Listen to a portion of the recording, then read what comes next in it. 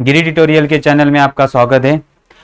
Next जो chapter हम start करने वाले अभी है that is atoms and nuclear. Atoms and nuclear बहुत सी थेरीज हमने लोअर स्टैंडर्ड से इसकी सीखी है, तो बहुत सी थेरी हम शॉर्ट में पढ़ेंगे एंड देन आगे जाएंगे और मेन फॉर्मूला क्या है ये इस चैप्टर में हम देखने वाले। देखो तो पहले आते हैं हम एटम्स क्या होता है और फिर डिफरेंट एटम के बारे में, एटम्स के डिफरेंट मॉडल बनाएंगे, उस मॉडल के बारे में हम इस चैप्टर में सीखने वाले हैं।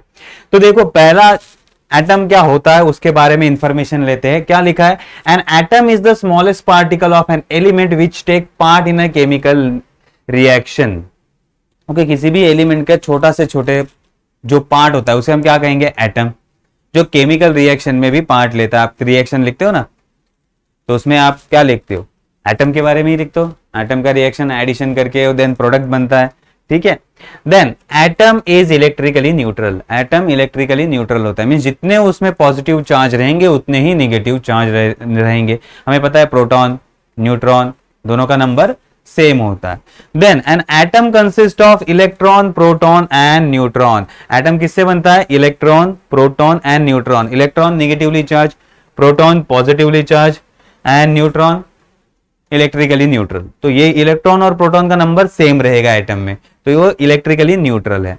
Then an arrangement of this particle gives the structure of atom called atomic model. Means अब ये प्रोटॉन न्यूट्रॉन इलेक्ट्रॉन कैसे रहेंगे एक एटम के अंदर, वो बहुत लोगों ने जज किया और उससे क्या बना? Atomic model. मींस प्रोटॉन कहाँ रहेंगे, न्यूट्रॉन कहाँ रहेंगे, इलेक्ट्रॉन कहाँ रहेंगे, ये बहुत लोगों ने प्रिडिक्ट किया और जैसे जैसे वो प्रिडिक्ट करते गए वैसे वैसे मॉडल बनते गए। तो पहला जो मॉडल हमें पढ़ना है that is Thomson atomic model. अब थॉमसन ने कहाँ कहाँ जज किया, ये कहाँ रह सकते हैं, पॉजिटिव चार्ज नेगेटिव चार्ज, तो आते देखते हैं थॉमसन ने क्या कहा। N atom is a sphere of uniformly distributed positive charge with electron embedded in it. उसने क्या कहा कि एक पॉजिटिव का बहुत बड़ा स्फीयर है, पॉजिटिव चार्ज का बहुत बड़ा स्फीयर है, उसके अंदर बीच बीच में कहीं पे नेगेटिव चार्ज वाले इलेक्ट्रॉन होते हैं। इसे प्लम पुडिंग मॉडल या फिर बहुत सारे नाम दिए गए इसको, ठीक है। तो इस तरह से ये होता है, पॉजिटिवली चार्ज स्फीयर होता है और उसके अंदर निगेटिवली चार्ज एम्बेडेड होते हैं, ठीक है। ये थॉमसन ने जज किया। देन उसने क्या कहा? Atom contain equal distribution of positive and negative charge. तो जितने पॉजिटिव चार्ज होंगे उतने ही नेगेटिव चार्ज होंगे, तो एटम इलेक्ट्रिकली न्यूट्रल हो गया। देन रेडियस ऑफ स्फीयर, जो भी स्फीयर है पॉजिटिव चार्ज वाला स्फीयर है उसका रेडियस कितना रहेगा? In order of 10⁻⁻10 metre. Means angstrom unit में रहेगा। ये किसमें रहेगा? एंगस्ट्रॉम यूनिट में रहेगा, order of 10⁻10 metre. Then electron associated about there mean position. Okay, means emission of radiation. Okay, अब इलेक्ट्रॉन क्या करते हैं? Oscillate about there mean position. अब इलेक्ट्रॉन अपनी जगह पे क्या करते रहेंगे? ऑसिलेट करते रहेंगे। Electron oscillate there mean position, और जब भी ये ऑसिलेट करेंगे तो एनर्जी क्या होगी? रेडिएट। तो जो भी रेडिएशन निकल रहे हैं, जो भी एनर्जी इमिशन हो रही है वो किसकी वजह से? इलेक्ट्रॉन के ऑसिलेशन की वजह से निकल रहे हैं, ऐसे थॉमसन ने कहा। Then thermionic emission, photo electric effect, ionisation, ये तीनों भी फेनोमिनॉन इस थ्योरी से प्रूव हो रहे हैं। मींस थॉमसन मॉडल क्या प्रूव करता है? थर्मो आयनिक इमिशन। मींस जितना इलेक्ट्रॉन वाइब्रेट करेगा उतना थर्मो आयन बाहर आएंगे, वो थर्मो आयनिक इमिशन, इलेक्ट्रॉन बाहर है। Then photo electric effect, electron बाहर आते हैं बिकॉज ऑफ लाइट, वो भी एक्सेस एनर्जी ले लेगा, तो ये भी एक्सप्लेन होता है। देन आयनाइजेशन भी एक्सप्लेन होता है। तो थॉमसन मॉडल ये तीनों फैक्टर प्रूव कर रहे हैं कि ये हो सकता है। अब ये क्या एक्सप्लेन नहीं कर पा रहा? थॉमसन मॉडल एक्सप्लेन नहीं कर पा रहा। Thomson atomic model could not explain origin of spectral line in form of series. Hydrogen atom में हमने सीरीज देखे, लाइमन बाल्मर पाशन। अगर उसने कहा कि पॉजिटिव क्लाउड है और उसमें इलेक्ट्रॉन है, इलेक्ट्रॉन क्या कर रहा है? अपनी जगह पे वाइब्रेट कर रहा है। इलेक्ट्रॉन अपनी जगह पे वाइब्रेट कर रहा है, वाइब्रेट कर रहा है तो एनर्जी रेडिएट करेगा। तो स्पेक्ट्रल लाइन कहां से आएंगी? हाइड्रोजन में स्पेक्ट्रल लाइन। दूसरा, scattering of alpha particle through the large angle. Scattering of alpha particle through the large angle means अगर ये पॉजिटिवली स्फीयर है, पॉजिटिव चार्ज स्फीयर है तो सारे के सारे जो अल्फा पार्टिकल है वो लार्ज एंगल से डेविएट होने चाहिए। कुछ अनडेविएटली बहुत ज्यादा पास हो जाते हैं, कुछ ही एलिमेंट लार्ज एंगल से, कुछ ही अल्फा पार्टिकल क्या होते हैं लार्ज एंगल से पीछे आते हैं, बाकी सारे तो अनडेविएटली निकल जाते हैं। तो पॉजिटिव चार्ज वाला ये स्फीयर है तो ऐसा क्यों होता है? तो ये एक्सप्लेनेशन वो नहीं कर पाया थॉमसन मॉडल। अगर ये एक्सप्लेनेशन नहीं हो रहा है तो ये थ्योरी को आगे बढ़ाना पड़ा और एक मॉडल आना, दूसरा आया अल्फा स्कैटरिंग एक्सपेरिमेंट, जो आपको सबको पता है। Rutherford and his two associates Geiger and Marsden studied the scattering of alpha particle by gold foil.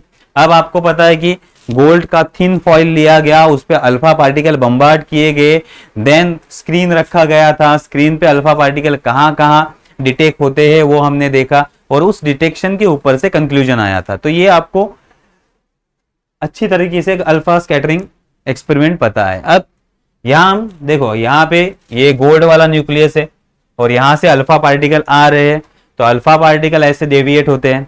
ये जो थीटा एंगल है, this angle theta is angle of scattering, means कुछ थोड़े से ही स्कैटर हो रहे, कुछ लार्ज एंगल से हो रहे, कुछ पीछे जा रहे। यहां एक मैंने टर्म दिया R0। R0 क्या है? Distance of closest approach, means alpha particle nucleus के कितने नजदीक आ सकता है, उस डिस्टेंस को कहा जाता है R0। ये हम देखने वाले हैं, ठीक है। और वापस ये रिटर्न जाता है सबसे मैक्सिमम एंगल, तो स्कैटरिंग एंगल। और ये तो इस तरह से ये डेविएट हो रहे हैं। अब इसमें से हमने क्या देखा है, देखो क्या क्या कंक्लूजन हमें मिले या ऑब्जर्वेशन पहले क्या मिले। यहां ऑब्जर्वेशन दिए गए, जो भी एक्सपेरिमेंट हुआ उसका ऑब्जर्वेशन देखो। Observation of alpha scattering experiment, most alpha particle pass through foil without deflected. Maximum alpha particle क्या डिफ्लेक्ट ही नहीं हो रहे, मैक्सिमम अल्फा पार्टिकल डिफ्लेक्ट ही नहीं हो रहे, डायरेक्टली पास हो रहे। Then some of them deflect to small angle, बहुत मींस उसमें से थोड़े से क्या हो रहे हैं, एक स्मॉल एंगल से डिफ्लेक्ट हो रहे। फ्यू अल्फा पार्टिकल, बहुत कम अल्फा पार्टिकल, 1000 में से एक, ऐसा बोल सकते हो इन जनरल। तो बहुत few alpha particle deflect more than 90 angle, 90 degree से ज्यादा एंगल पे स्कैटर हो रहे हैं। एंड वेरी फ्यू, निग्लिजिबल बोल सकते हैं, very few alpha particles return back deflected through the 180 angles, means बहुत कम 180 डिग्री से बैक आ रहे हैं। बहुत ज्यादा ऐसे ही पास हो रहे, डेविएशन नहीं हो रहे, थोड़े से स्मॉल एंगल से डेविएट हो रहे, डिफ्लेक्ट हो रहे। देन उससे भी कम 90 से ज्यादा एंगल से डिफ्लेक्ट हो रहे और बहुत कम 180 डिग्री से पीछे आ रहे। अब इससे कंक्लूजन क्या निकला, ये जो ऑब्जर्वेशन किए उससे कंक्लूजन क्या निकला? First, scattering due to coulomb interaction, positive positive charge. अब देखो अल्फा पार्टिकल पॉजिटिव है, न्यूक्लियस पॉजिटिव है, तो उसमें इंटरैक्शन हो रहा है, या इलेक्ट्रॉन और पॉजिटिव चार्ज उसमें इंटरैक्शन हो रहा है, उसकी वजह से ये स्कैटरिंग हो रहा है, मींस उसकी वजह से ये दूर या डेविएट हो रहे हैं। Second, positive charge located at the centre. अब देखो उसने कहा कि कुछ अल्फा पार्टिकल 180 डिग्री से डेविएट हो रहे हैं और बाकी सारे खाली स्पेस से निकल रहे हैं। तो कहा सेंटर में उसने क्या जज किया कि सेंटर में क्या होगा, पॉजिटिव चार्ज वाला न्यूक्लियस होगा। और बहुत सारे अनडेविएट पास हो रहे हैं, means atom has lots of empty space, alpha particle deflect ही नहीं हो रहे, means lots of empty space है। Then at the centre maximum repulsive force, centre में न्यूक्लियस रहेगा तो 180 डिग्री से पीछे जा रहा है, मींस मैक्सिमम रिपल्शन फोर्स कहां रहेगा, सेंटर में रहेगा। तो ये सारे कंक्लूजन उसमें आए थे कि अब एटम के सेंटर में न्यूक्लियस रहेगा, इलेक्ट्रॉन सराउंडिंग में रहेंगे, देन सेंटर वाला जो फोर्स होगा वो मैक्सिमम रिपल्सिव फोर्स होगा। ये सारे कंडीशन आए थे। Then number of scattering particle. अब जो स्कैटर पार्टिकल हो रहे थे वो दो फैक्टर पे डिपेंड करते हैं, मींस कितने स्कैटरिंग पार्टिकल कितने स्कैटर हो रहे। एक तो एंगल पे डिपेंड करते, कितने एंगल वाला, थोड़ा ही एंगल से डिफ्लेक्ट होने वाले, ज्यादा 180 से एंगल से डिफ्लेक्ट होने वाले। अगर हम ग्राफ ड्रॉ करते, देखो अनडिफ्लेक्टेड बहुत ज्यादा नंबर है, देन जैसे जैसे एंगल बढ़ेगा वैसे वैसे नंबर कम होगा। 180 से डिफ्लेक्ट होने वाले बहुत फ्यू, मींस बहुत कम रहेंगे, very few atoms are there okay 180 से डिफ्लेक्शन होने वाले एटम बहुत ही कम रहेंगे। तो ये स्कैटरिंग एंगल जैसे जैसे बढ़ता जाएगा वैसे वैसे नंबर ऑफ अल्फा पार्टिकल्स जो स्कैटर हो रहे हैं वो भी कम होते जाएंगे। तो n is a number of alpha particle. Then अब स्कैटरिंग एंगल थीटा और n में रिलेशन क्या है, तो यहां देखो n is inversely proportional to 1/sin⁴ θ/2, ये रिलेशन याद रखना है। देन थिकनेस पे भी डिपेंड करता है। अगर गोल्ड फॉइल का थिकनेस हम बढ़ाते जाएंगे, गोल्ड फॉइल का थिकनेस बढ़ाते जाएंगे तो जितना थिकनेस बढ़ेगा उतना नंबर ऑफ एम्प्टी स्पेस कम होता जाएगा। जितना ज्यादा थिकनेस उतना एम्प्टी स्पेस कम, एम्प्टी स्पेस कम तो ज्यादा पार्टिकल स्कैटरिंग होंगे, तो ये डायरेक्टली प्रोपोर्शनल होगा। So number of scattering particle is directly और alpha particle is directly proportional to thickness, ये directly proportional to. So n/t is equal to constant क्योंकि directly proportional है, and n1/n2 is equal to t1/t2 where t1 t2 is a thickness. याद रखो ये thickness है, time नहीं है, thickness है, तो ये रिलेशन है। Next distance of closest approach, इसी में अल्फा पार्टिकल न्यूक्लियस के बहुत नजदीक आता है तो उस डिस्टेंस को कहा जाता है क्लोजेस्ट अप्रोच। क्या कहा है, minimum distance from the nucleus up to which alpha particle approach. Okay, nucleus के कितने नजदीक अल्फा पार्टिकल आ रहा है, यहां तक अगर अल्फा पार्टिकल आ गया तो इस डिस्टेंस को हम क्या कहेंगे r0। मैक्सिमम यहां तक आ सकता है, इसके आगे वो आ नहीं सकता, तो इस डिस्टेंस को हम क्या कहेंगे, डिस्टेंस ऑफ क्लोजेस्ट अप्रोच। तो अब जब अल्फा पार्टिकल आ रहा था तो वो मोशन में था, तो उसके पास कौन सी एनर्जी थी, काइनेटिक एनर्जी। जैसे ही यहां आ जाएगा मैक्सिमम रिपल्सिव फोर्स रुक जाएगा तो यहां कन्वर्ट हो जाएगी kinetic energy into potential energy. तो यहां पूरी की पूरी काइनेटिक एनर्जी किसमें कन्वर्ट हो गई, पोटेंशियल एनर्जी में। तो हमने लिखा initial kinetic energy is equal to potential energy. यहां आके अल्फा पार्टिकल रुक जाएगा तो पूरी की पूरी काइनेटिक एनर्जी किसमें कन्वर्ट हो गई, पोटेंशियल एनर्जी में। और पोटेंशियल एनर्जी और काइनेटिक एनर्जी का फॉर्मूला हमारे पास है, देखो काइनेटिक एनर्जी का फॉर्मूला 12mv², पोटेंशियल एनर्जी का फॉर्मूला कूलोम्ब रिपल्शन से होता है। पहले ही कहा ये किससे होता है, कूलोम्ब रिपल्शन।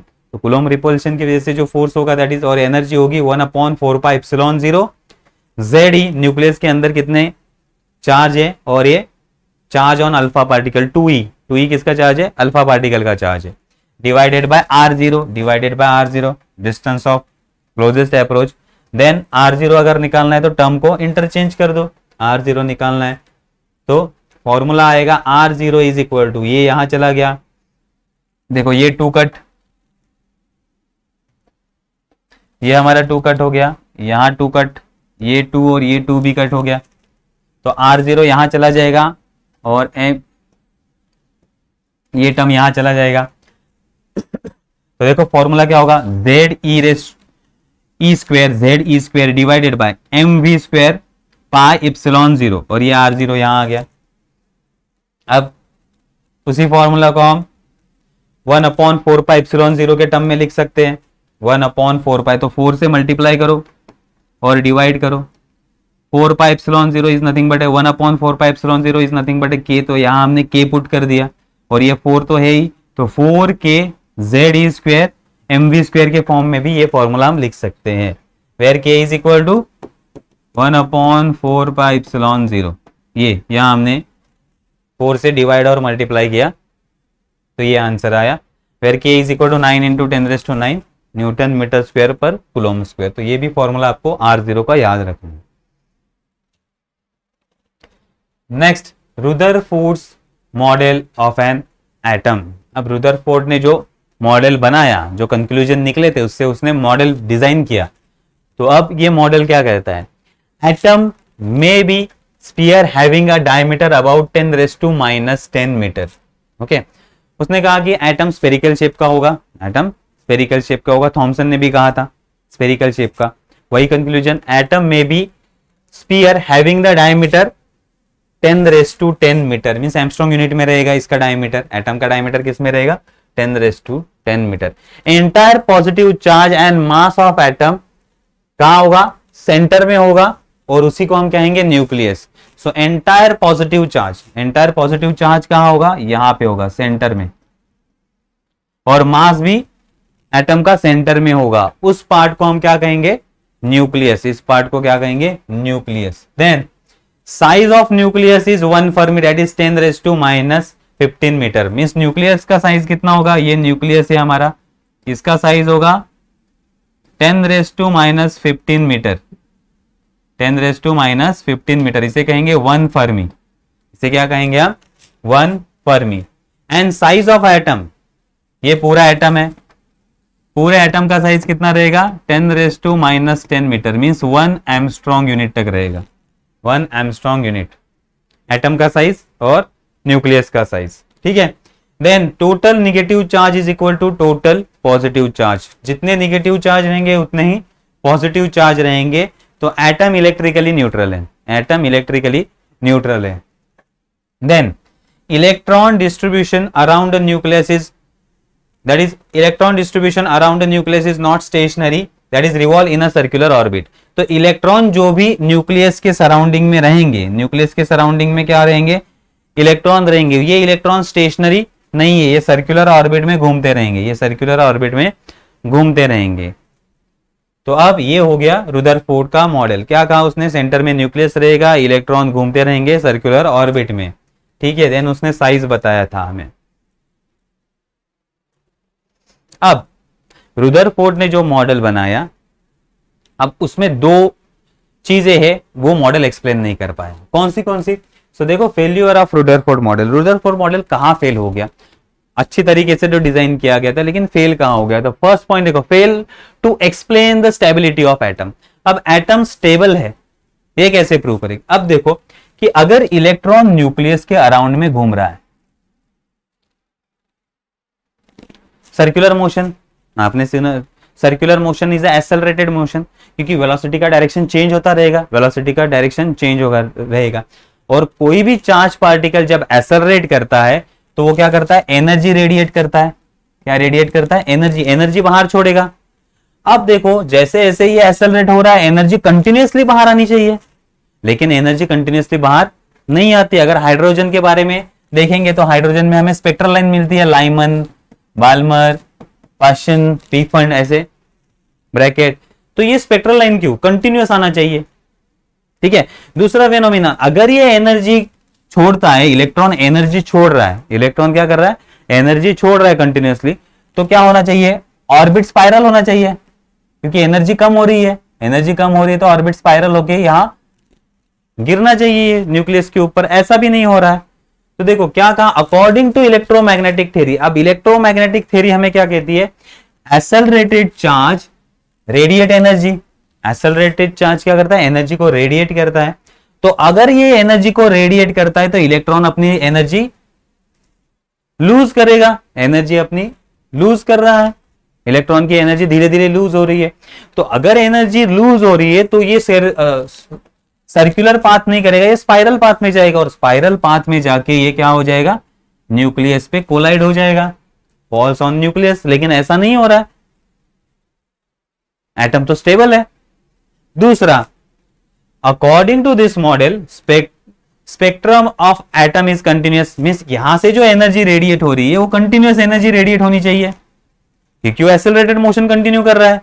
लेकिन ऐसा नहीं होता, हमें क्या मिलती है, practically it is a line spectrum, practically हमें क्या मिलता है, लाइन स्पेक्ट्रम मिलता है। अगर हम हाइड्रोजन का स्टडी करें तो हमें लाइंस मिलती है, लाइमन, बाल्मर, पाशन, ऐसा क्यों होता है। तो ये एक्सप्लेन रुदरफोर्ड नहीं कर पाया। और तीसरी बात रुदरफोर्ड एक्सप्लेन नहीं कर पाया कि इलेक्ट्रॉन अगर घूमते हैं तो उसका कॉन्फ़िगरेशन क्या होगा, मींस कौन से ऑर्बिट में कितने इलेक्ट्रॉन होंगे, ये रुदरफोर्ड ने नहीं बताया। So could not explain the distribution of electron. Nucleus के बाहर इलेक्ट्रॉन तो रहेंगे, लेकिन उसका डिस्ट्रीब्यूशन क्या है, कितने इलेक्ट्रॉन रहेंगे, कहां रहेंगे, कौन से ऑर्बिट में रहेंगे, ये कुछ उसने बताया नहीं। So could not explain the distribution of electron. तो यहां ये थ्योरी फेल हो गई, क्योंकि ये 3 पॉइंट वो एक्सप्लेन नहीं कर पाए। देन उसके बाद आया बोर, और उसने एक्सप्लेन किया बोर एटॉमिक मॉडल। नेक्स्ट क्या है, बोर एटॉमिक मॉडल। तो बोर एटॉमिक मॉडल हमें क्या कहता है, इन 1913 Niels Bohr modified the Rutherford atomic model on the basis of quantum theory of radiation। अब बोर्स ने और एक थ्योरी इस पे रुदरफोर्ड मॉडल पे लगा दी। कौन सी वो थ्योरी थी, quantum theory. Quantum theory of radiation. तो क्वांटम थ्योरी के कंक्लूजन भी उसने रुदरफोर्ड एटॉमिक मॉडल को लगा दिए और उस मॉडल का वापस स्टडी किया एंड देन उसने अपनी स्टडी से कुछ मॉडल एंड पोस्टुलेट बनाए। So new model is known as a Bohr atomic model. तो उसमें जो भी चेंजेस किए उससे जो नया मॉडल बना उसे हम क्या कहते हैं, बोर एटॉमिक मॉडल। अब बोर एटॉमिक मॉडल में पहले 3 पोस्टुलेट उसने कहे और इस 3 पोस्टुलेट पे बोर एटॉमिक मॉडल बेस्ड है। तो फर्स्ट पोस्टुलेट देखो क्या कहता है, बोर एटॉमिक मॉडल का first postulate, electron revolve in a specific non radiating orbit. So electron ऐसे ऑर्बिट में घूमता है जहां से कोई भी एनर्जी बाहर नहीं आएगी, कोई भी एनर्जी बाहर नहीं आई। एक स्पेसिफिक ऑर्बिट में ये घूमेगा और सर्कुलर ऑर्बिट में घूमेगा जहां से एनर्जी बाहर नहीं आएगी। Electron revolve in a circular orbit, then coulomb force of attraction gives the centripetal force. अगर ये घूम रहा है तो उसको घूमने के लिए फोर्स लगेगा, सेंट्रीपिटल फोर्स। कौन सा फोर्स लगेगा, सेंट्रीपिटल फोर्स। तो सेंट्रीपिटल फोर्स कौन दे रहा है, कूलोम्ब फोर्स, कूलोम्ब फोर्स दे रहा है। So coulomb force of attraction gives the centripetal force. Centripetal force का फॉर्मूला हमें पता है, centripetal force is equal to mv square r। ये क्या है हमारा सेंट्रीपिटल फोर्स और ये है हमारा coulomb force, force between two charges 1/4πε0 ZE into e divided by r square. ZE nucleus में चार्ज रहेंगे ZE और एक इलेक्ट्रॉन में चार्ज रहेगा E, इन दोनों में अट्रैक्टिव फोर्स रहेगा that is ZEE divided by r square. ये हमारा कूलोम्ब फोर्स है और ये हमारा सेंट्रीपिटल फोर्स है। तो कूलोम्ब फोर्स सेंट्रीपिटल फोर्स का काम करता है। ये हो गया हमारा first postulate. Then next postulate है हमारा, electron revolve around a nucleus only on those circular orbit in which angular momentum is equal to integral multiple of 2π। तो अब इलेक्ट्रॉन किसी भी ऑर्बिट में नहीं घूमेगा, उसके लिए एक कंडीशन है। अगर इलेक्ट्रॉन को ऑर्बिट सिलेक्ट करना है, सपोज किसी इलेक्ट्रॉन को घूमना है अराउंड अ न्यूक्लियस, तो उसके लिए कंडीशन है, उसने ये कंडीशन सेटिस्फाई करनी चाहिए। कौन सी कंडीशन है, एंगुलर मोमेंटम। जो भी इलेक्ट्रॉन सर्कुलर घूम रहा है उसके पास एंगुलर मोमेंटम रहेगा L, उसके पास एंगुलर मोमेंटम कितना रहेगा L। ये angular momentum integral multiple of h/2π रहेगा। तो h/2π, ये देखो एंगुलर मोमेंटम कितना होना चाहिए, nh/2π। So where n is equal to 1 2 3, तो जहां भी ये n का नंबर आएगा, अगर 2 आया तो वो सेकेंड ऑर्बिट में घूमेगा, 3 आया तो थर्ड ऑर्बिट में घूमेगा। तो n का जो नंबर आएगा उस ऑर्बिट में ये घूमेगा। सो एंगुलर मोमेंटम क्या होना चाहिए, integral multiple of h/2π, h/2π के इंटीग्रल मल्टीपल में एंगुलर मोमेंटम होना चाहिए। उसी ऑर्बिट में इलेक्ट्रॉन घूम सकता है, उसके अलावा ये नहीं घूम सकता।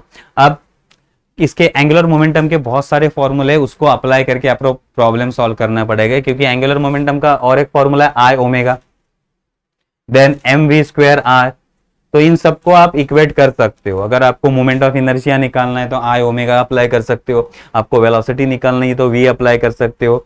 तो इस तरह से ये फॉर्मूला आप अप्लाई कर सकते हो। देन थर्ड पोस्टुलेट क्या कहता है, energy radiate when electron jump from higher to lower orbit. अब इलेक्ट्रॉन क्या करता है, इलेक्ट्रॉन पॉजिटिव यहां ऑर्बिट रहेंगे, इलेक्ट्रॉन रहेंगे, इसकी एनर्जी अलग रहेगी, इसकी एनर्जी अलग रहेगी। तो जब इलेक्ट्रॉन जंप करेंगे higher to lower orbit, electron jump करेंगे हायर टू लोअर ऑर्बिट, तो क्या होगा, एनर्जी रेडिएट होगी। क्या होगी, एनर्जी रेडिएट होगी। अब ये एनर्जी कितनी होगी, जो भी दो ऑर्बिट के बीच में एनर्जी का डिस्ट्रीब्यूशन मींस डिफरेंस होगा, एनर्जी का डिफरेंस होगा, उस डिफरेंस के हिसाब से एनर्जी रेडिएट होगी। वो कैसे निकालेंगे हम, तो देखो energy E2 minus E1 difference between energy. So E2 minus E1 is equal to h nu. ये एनर्जी जो बाहर आएगी that is in terms of h nu. तो इन दोनों ऑर्बिट में जितना भी डिफरेंस होगा एनर्जी का, जब हायर ऑर्बिट से लोअर ऑर्बिट में जंप करेगी उतनी एनर्जी क्या कर देगा, इलेक्ट्रॉन छोड़ देगा in terms of h nu, where h is the Planck's constant and nu is the nu is a frequency, nu is a frequency. तो ये समझ में आ गया। Next, parameter according to Bohr model, parameter according to Bohr model. अब देखो हमने जो फॉर्मूला स्टडी किए हैं, ये पोस्टुलेट देन एनर्जी, ये पोस्टुलेट से आपको देन ई, नेक्स्ट ये हमारी थ्योरी है, इससे आप V और R का वैल्यू निकाल सकते हो, V और R का वैल्यू निकाल सकते हो, एंड देन इसमें से आप V और R का वैल्यू निकाल सकते हो। तो ये दोनों ही भी इक्वेशन को कंबाइन करके हमने क्या निकाला है, रेडियस ऑफ nth ऑर्बिट। अब ये फॉर्मूले आपको याद रखने, क्योंकि वो डेरिवेशन तो आपको 12th में आया था, बहुत लंबा डेरिवेशन है। दो डेरिवेशन आपने स्टडी किए थे, एक तो आपको वेलोसिटी फाइंड करनी थी और एक में आपको रेडियस फाइंड आउट करना था। जब आपको रेडियस फाइंड आउट करना था तो वेलोसिटी के जगह पे आपको पुटिंग करना था, तो वेलोसिटी वाला टर्म आपको हटा देना था, और जब आपको वेलोसिटी चाहिए तो आपको रेडियस वाला टर्म हटाना था। तो वैसे हम सब्स्टिट्यूशन करके हमने दो फॉर्मूले बनाए हैं। देखो क्या है, radius of nth orbit, radius of nth orbit क्या होता है, n square h square epsilon 0 divided by pi m e square z। अब यहाँ तो कांस्टेंट टर्म आपको पता है, कौन से टर्म कांस्टेंट है, इसमें से h Planck's constant, then epsilon 0 ये भी कांस्टेंट है, pi constant, mass constant, charge on electron constant. तो बचा क्या, n स्क्वायर और z। तो हम कह सकते हैं कि radius is directly proportional to n square and it is inversely proportional to z, it is inversely proportional to z। ये याद रखना है, बहुत जगह पे बड़ा फॉर्मूला नहीं आता, लेकिन आपको कंपेयर करने के लिए आता है। तो कंपेयर करने के लिए आप क्या करोगे, कौन सा ऑर्बिट है, फर्स्ट सेकंड थर्ड, उस हिसाब से आप रेडियस बढ़ता जाएगा। एंड सेकंड, z आपका नंबर, कितने प्रोटॉन है कितने इलेक्ट्रॉन है, नंबर ऑफ इलेक्ट्रॉन या नंबर ऑफ प्रोटॉन, उसके ऊपर आपका रेडियस डिपेंड करेगा। ठीक है, तो r किस पे डिपेंड करता है, n स्क्वायर डायरेक्टली प्रोपोर्शनल है और z से इनवर्सली प्रोपोर्शनल है। अगर आपको लीनियर वेलोसिटी ऑफ इलेक्ट्रॉन निकालना है, मींस कितने स्पीड से वो ऑर्बिट में घूम रहा है, लीनियर वेलोसिटी, तो लीनियर वेलोसिटी का फॉर्मूला देखो, Vn is equal to e square z divided by 2n h epsilon 0। अब इसमें भी देखो, चार्ज कांस्टेंट, h कांस्टेंट, ये 2 कांस्टेंट, इप्सिलॉन 0 कांस्टेंट, तो बचा क्या, velocity is directly proportional to z and inversely proportional to n। तो जैसे जैसे ऑर्बिट बढ़ेगा वैसे वैसे वेलोसिटी कम होगी, वैसे वैसे वेलोसिटी क्या होगी, कम होगी। जैसे नजदीक आएगा फास्ट घूमेगा, दूर जाएगा स्लो घूमेगा। तो वेलोसिटी ऑर्बिट के ऊपर डिपेंड करते हैं। Then it is depend on z, number of electron कितने, उसके ऊपर ये डिपेंड करेगा। ज्यादा नंबर हो गए तो वेलोसिटी ज्यादा, कम नंबर होंगे तो वेलोसिटी कम। तो ये भी आपको याद रखना है। ठीक है, linear velocity of electron. Next, energy of electron. अब इलेक्ट्रॉन के पास कितनी एनर्जी रहेगी, इलेक्ट्रॉन के पास कितनी एनर्जी रहेगी। तो जब इलेक्ट्रॉन घूमेगा, आपको तो पता है अगर इलेक्ट्रॉन घूमता है सर्कुलर ऑर्बिट में, और सर्कुलर मोशन में हमेशा दो एनर्जी होती है। कौन सी, एक काइनेटिक एक पोटेंशियल। कौन सी होती है, एक काइनेटिक एनर्जी और सेकेंड पोटेंशियल एनर्जी। ये दोनों भी एनर्जी इलेक्ट्रॉन के पास रहेगी। अब कितनी काइनेटिक एनर्जी रहेगी, काइनेटिक एनर्जी का formula m e⁴ z square divided by 8 epsilon 0 square h square n square. अब ये कहां से आया, ये आया हमारा simple formula, kinetic energy is equal to half mv square. वहां v स्क्वायर का वैल्यू हमने पुट किया, देखो पीछे ये v स्क्वायर है, ये इसका v स्क्वायर करके अगर उसमें पुट कर दिया तो आपको ये इक्वेशन एनर्जी वाला मिल जाएगा। तो हमने क्या किया, v का वैल्यू यार स्क्वायर करके पुट कर दिया, मास तो है, देन v का value e⁴ z square divided by 8 pi epsilon 0 square h square n square, ये आ गया काइनेटिक एनर्जी का value. Then potential energy, potential energy means coulomb attraction, coulomb attraction तो वो तो हमें पता है 1/4 पाई इप्सिलॉन 0, यहाँ चार्ज Ze, इस पे ऊपर चार्ज E, तो Ze into minus E divided by R, दोनों चार्ज में डिस्टेंस कितना है R। देन अगर हम इसको सॉल्व करेंगे, वंस अगेन R का वैल्यू हम पुट करेंगे, R का वैल्यू हमारे पास है, देखो ये R का वैल्यू, ये वैल्यू अगर हम यहाँ पुट करेंगे R का वैल्यू, तो फॉर्मूला क्या होगा, R is equal to, put कर दिया हमने, तो potential energy is equal to minus m e⁴ z square divided by 4 epsilon 0 square h square n square, ये आ गया फॉर्मूला। अब हमारे पास काइनेटिक एनर्जी भी है, अब हमारे पास पोटेंशियल एनर्जी भी है, दोनों भी एनर्जी हमारे पास है, kinetic energy and potential energy. तो total energy is addition, kinetic plus potential, total energy is equal to kinetic energy plus potential energy. अब काइनेटिक एनर्जी पॉजिटिव है, पोटेंशियल एनर्जी निगेटिव है। निगेटिव क्यों है? क्योंकि अट्रैक्टिव है, अट्रैक्टिव है इसलिए हमने निगेटिव टर्म लिया है, ठीक है। अब दोनों को ऐड कर दो, तो देखो यहाँ 2 से मल्टीप्लाई होगा 2, यहाँ भी 2 से मल्टीप्लाई होगा, तो ये 8 डिनोमिनेटर सेम हो गया, 8 epsilon 0 h square n square, दोनों भी सेम हो गया। 1 माइनस 2, 1 माइनस 2 तो माइनस में आएगा answer. So m e raise to 4 z square, ये माइनस में आ गया आंसर।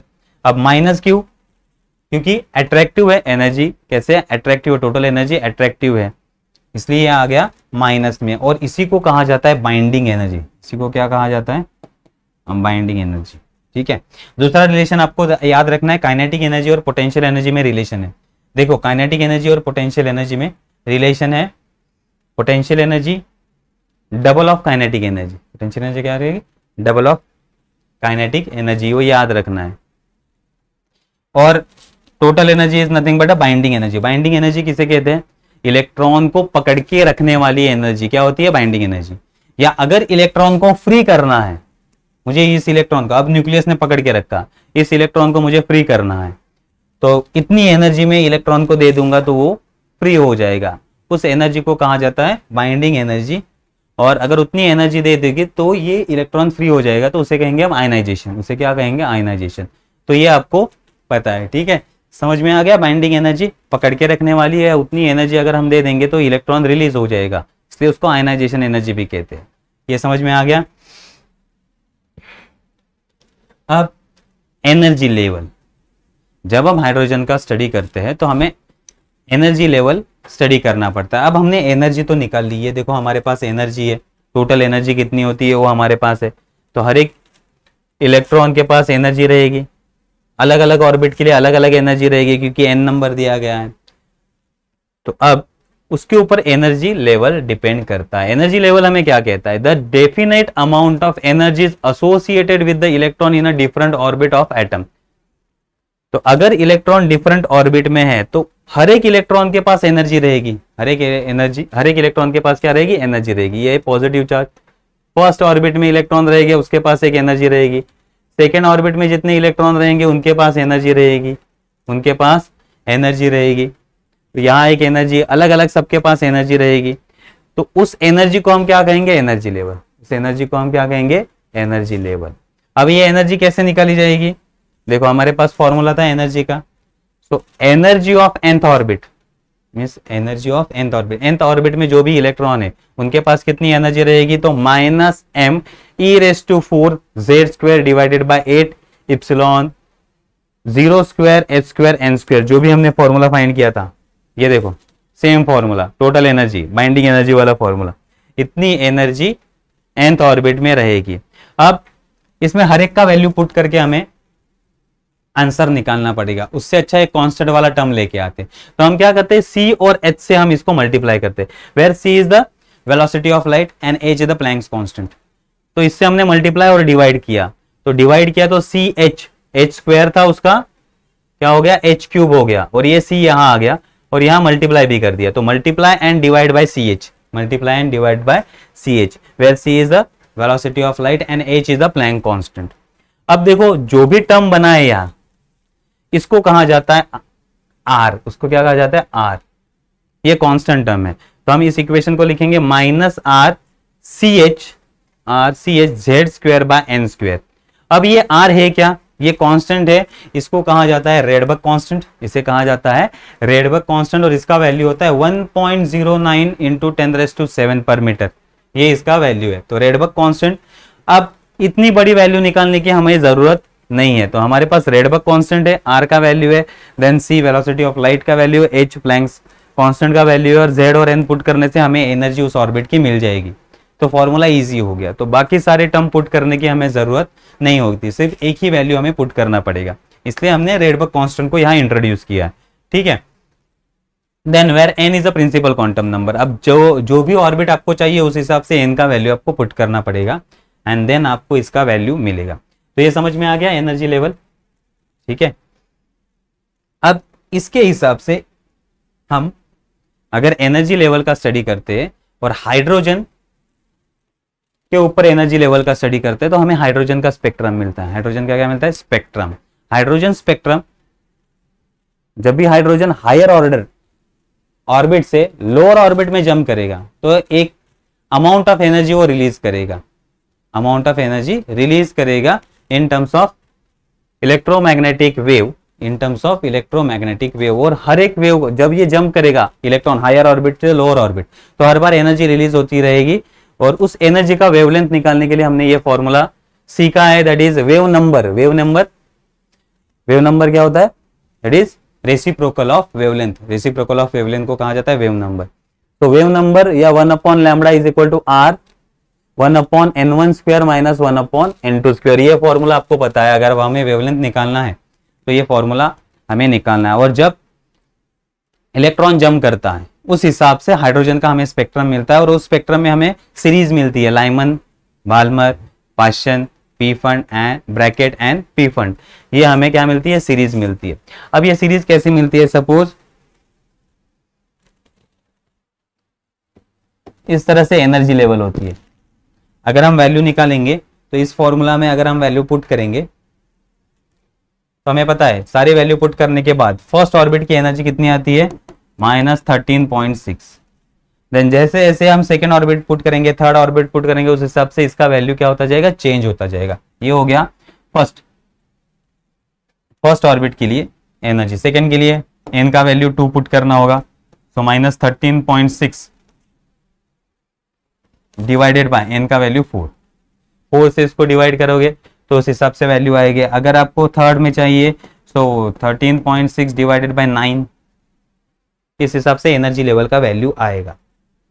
तो यहां हर एक एनर्जी लेवल का वैल्यू E1, E2, E3 अलग अलग होगा। जब इलेक्ट्रॉन हायर ऑर्डर या हायर एक्साइटेड स्टेट से जंप करेगा ग्राउंड स्टेट पे तो क्या करेगा? एनर्जी को रिलीज करेगा, एनर्जी को रिलीज करेगा और उस एनर्जी की वजह से स्पेक्ट्रल लाइन बनेगी, उस एनर्जी की वजह से स्पेक्ट्रल लाइन बनेगी और उस स्पेक्ट्रल लाइन को ही क्या कहा जाता है? Hydrogen spectra.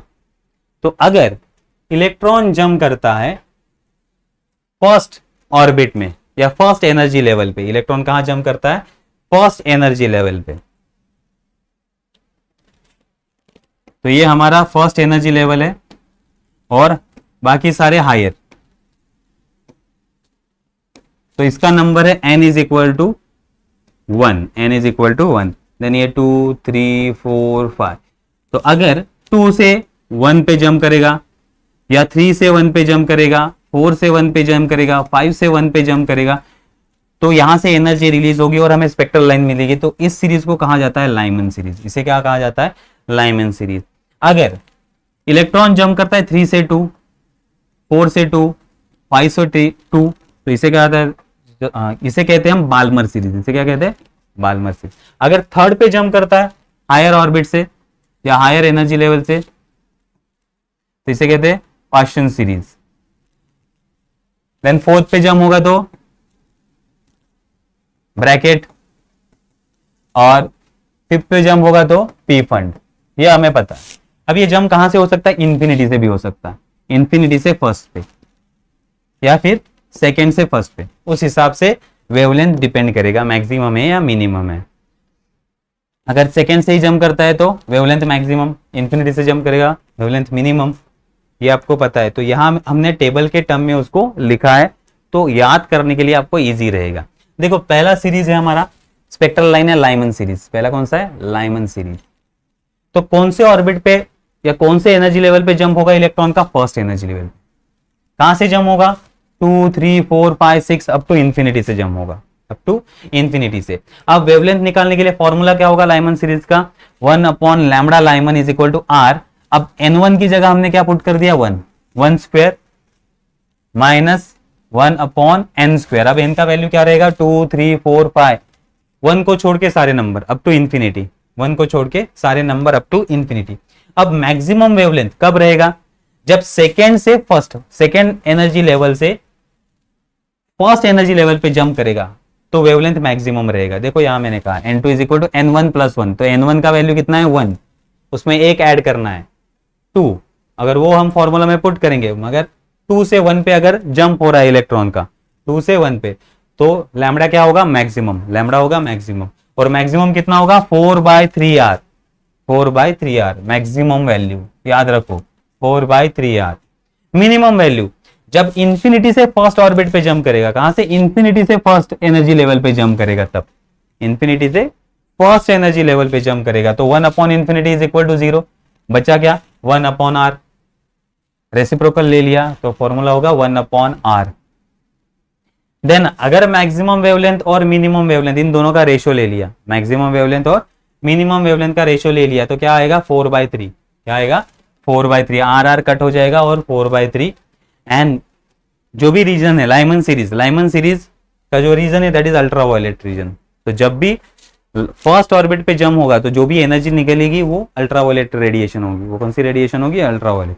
देन सेकेंड है हमारा बाल्मर सीरीज, बाल्मर सीरीज में इलेक्ट्रॉन कहां जंप करेगा, सेकेंड ऑर्बिट पे, इलेक्ट्रॉन कहां जंप करेगा, सेकेंड ऑर्बिट पे जंप करेगा, कहां से जंप करेगा, third, fourth, fifth, six, seven, ये सारे हायर एनर्जी लेवल से ये जंप करेगा।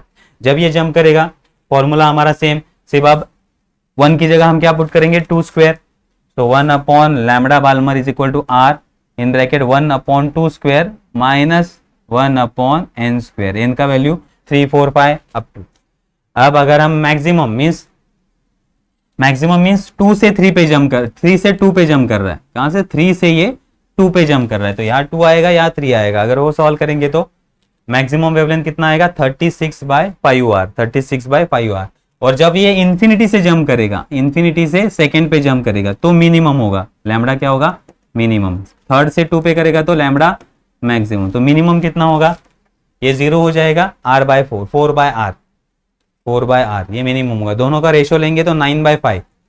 और ये जो रीजन में बाल्मर सीरीज जो रहेगी वो विजिबल रीजन में रहेगी, मीन्स ये लाइट हमें दिखेगी या ये एनर्जी हमें दिखेगी, ये विजिबल रीजन में रहेगी।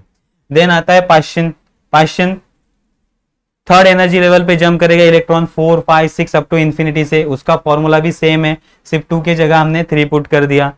ओके, मैक्सिमम वेवलेंथ इसका कितना होता है 144 divided by 7r, 144 divided by 7r, और minimum wavelength 9/r, minimum wavelength 9/r। अगर दोनों का रेशियो लेंगे हम 16/7 होगा, और जो रीजन में आता है वो रीजन है नियर इंफ्रारेड रीजन, सो पाश्चिन सीरीज नियर इंफ्रारेड रीजन में आता है, ठीक है। देन ब्रैकेट सीरीज, अगर फोर्थ एनर्जी लेवल पे इलेक्ट्रॉन जंप करता है, 5th, 6th, 7 up to infinity से अगर फोर्थ पे जंप करता है तो हमें जो सीरीज मिलेगा या जो स्पेक्ट्रम मिलेगा वो होगा हमारा ब्रैकेट सीरीज, वो होगा हमारा ब्रैकेट सीरीज। तो उसका formula 1/λ Brackett is equal to r in bracket 1/4 square minus 1/n square.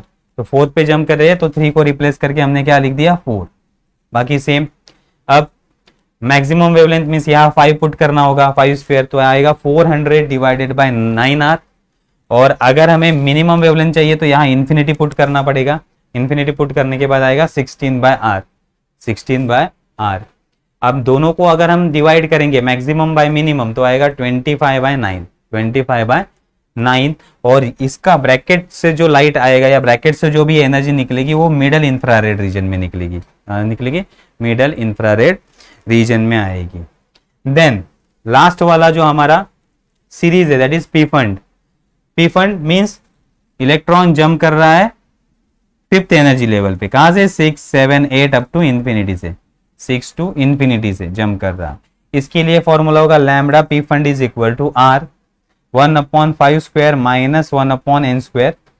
अब इसमें अगर हमें मैक्सिमम निकालना है तो n का वैल्यू 6 पुट करना होगा, 5 + 1 6, जो भी आंसर आएगा that is 900 divided by 11r, ये होगा वेवलेंथ।